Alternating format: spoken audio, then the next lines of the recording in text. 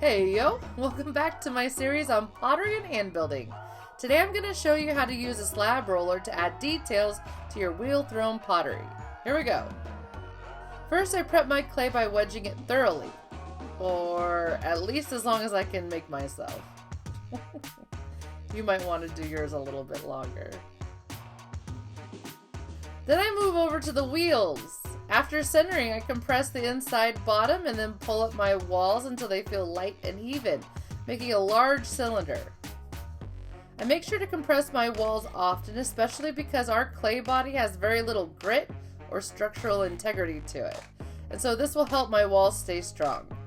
Once I've got my cylinders even and well compressed, I use a soft rubber rib and inside pressure to make my walls more shapely.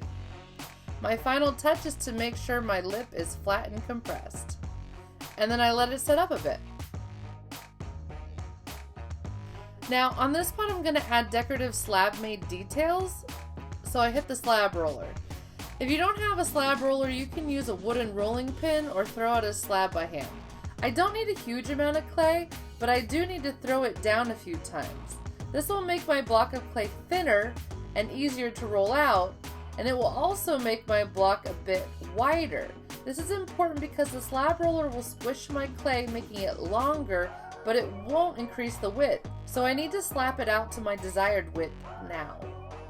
I prep the roller by making sure my two canvases are lined up, flat and without wrinkles. I anchor the canvases and flip back the top canvas, which allows me to insert my block of clay close and firmly next to the rollers. I anchor the canvases again and replace the top canvas with my clay between the two canvases. I give a hearty tug on the opposite side, latching the clay between the rollers, and then it's hand over hand as I roll the wheel without stopping. Once I feel the pressure release, I know that the clay has gone all the way through. I pull the canvases out a little bit more and open them up, and voila, a slab. I scrape the canvas texture out of both sides of the slab and then cut off any extra clay that I don't need. This clay will go right back into the bag, easy and ready to use again. I set my slab aside to set up a wee bit. While I'm waiting, I draw out some ideas for my slab details. I experiment with different shapes and in different locations, but eventually decide to add all my details to the sloped top area. So I focus on that area and continue to try different shapes. Once I've got a shape I like, I cut it out and try to make it the best size possible. I cut a few clay shapes out using the same paper as a stencil, but I eventually decide to resize my shapes and make them a bit larger. I cut out 8 shapes in total, but later decide to keep 4 large shapes and 4 little shapes. Now that my pot and slab pieces are all leather hard and properly set up, I measure the cross section on the top of the rim of my pot. This way I can make sure to slip and score parts on in a measured and desirable way. I decided I would have the most control attaching the slab details with my pot laying down. So I use eggshell bed foam to prop up my pot so it's easy to access, but also I do it in such a way that I will not damage the slab details while I'm attaching them. Now I just gotta attach it all. I score, slip, score all the slab details into their measured and desired locations.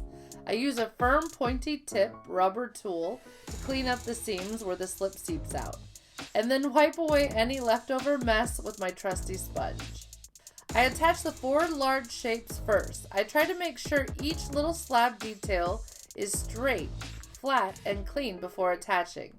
I attach the first 4 large shapes evenly around the circumference of my pot. Once those are on, I realize that I would like to change some of the other shapes, make them a little bit smaller so that I have more variety in size and spacing. So I take a little time to resize them and get them just right. I do another pass, attaching the last of the little slab details. I hope you guys are inspired to make your own unique creations. Tag me when you post your pots online. I would love to see what you come up with. Like and subscribe if you'd like to see more, and ring the bell if you want to be notified when I post new videos and tutorials. And as always, post your comments and questions below and I'll get back to you. Once everything is attached, I double check my craftsmanship, smoothing out any nicks, gouges, or marks left behind with my sponge. And then I write out my name on the bottom. When writing your name on the bottom of your pots, make sure that you smooth everything out really well so that later it doesn't scratch the surface of whatever table you put it on. And there you have it, a pot with slab details. The possibilities are endless. Thanks for watching and happy day.